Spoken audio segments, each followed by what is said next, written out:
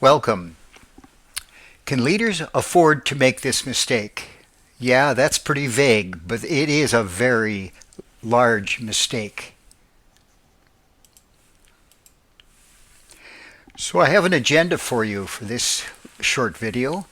We're going to look at the issue. We're going to look at the philosophy of work, the results, the building blocks, solutions, and our aspirations for you. So let's look at the issue. Celebrating the big wins and memorable moments. But you're probably asking why issue and celebrating are on the same page. Let me get to this. First of all, let's look at what we celebrate.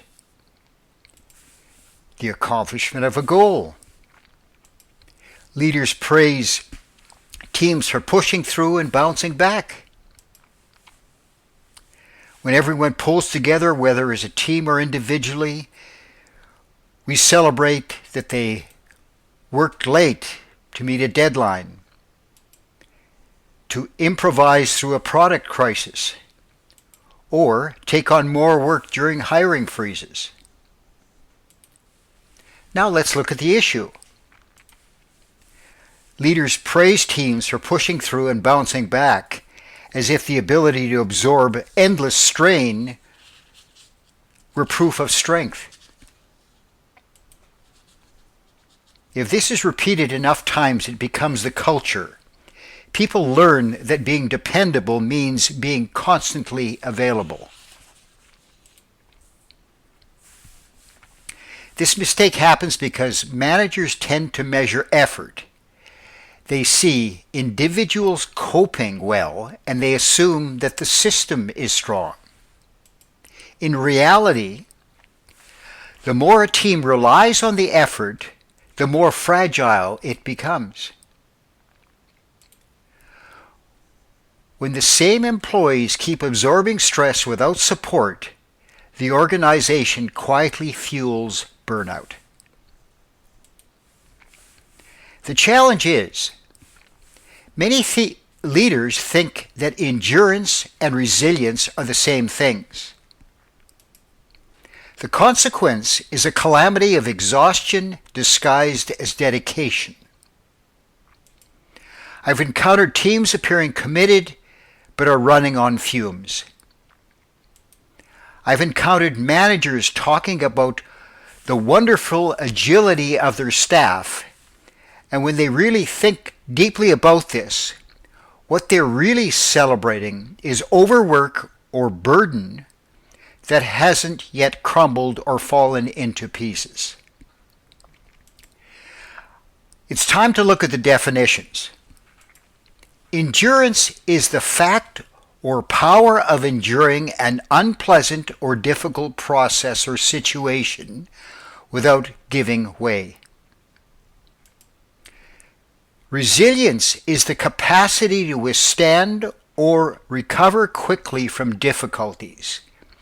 Now, I want you just to pause for just a short time and just look at those two definitions, and you can see that they're like day and night. So now let's look at the philosophy of work. I'm going to give you some definitions from very, very highly intelligent people that have thought through the whole process of work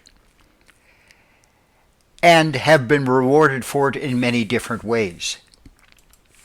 Quality is everyone's responsibility. W. Edwards Deming. Now, you may not know about him, but you'll know about him by what he started.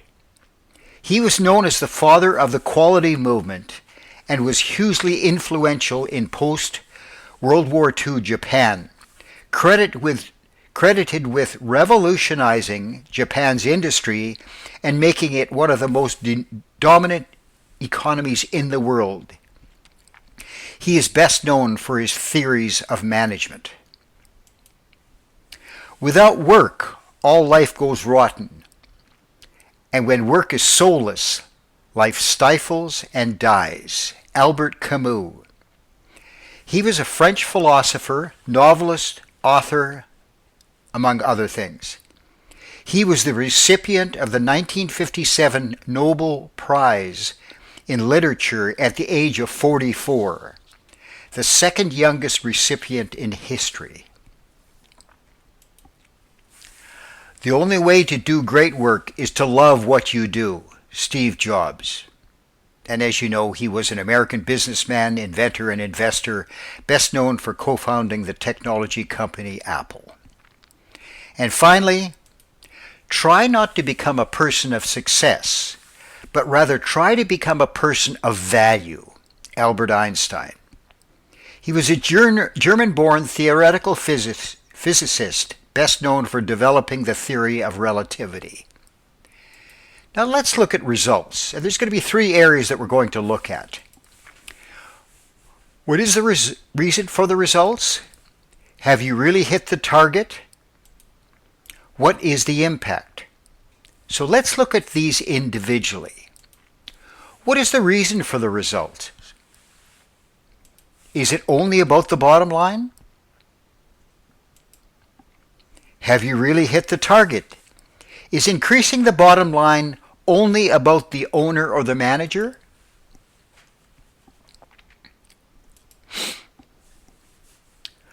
If you continue to do what you've always done, what about the mediocrity that is setting in?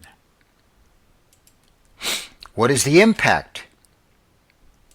What good is increasing the bottom line and having your employees burnt out? Let me give you some facts from the National Institutes of Health in the United States. Low resistance increases risk of suffering a major depressive episode, suicidal thoughts and behaviors, and post-traumatic stress disorder symptoms. Now, when you look at those three areas, I have a question for you. What else could this lead to?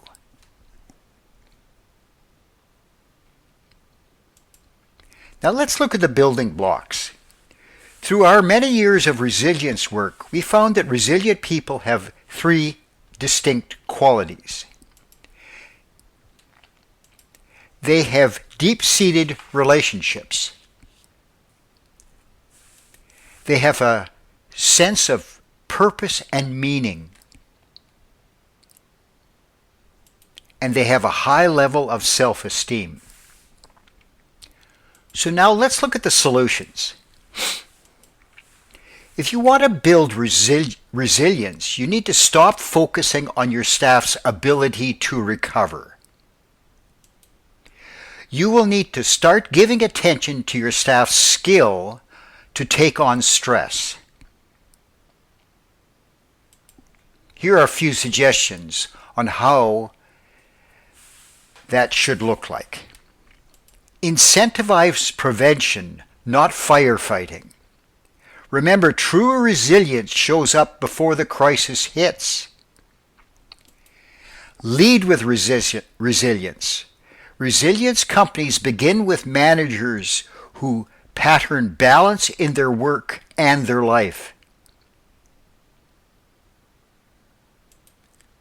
Our aspirations for you.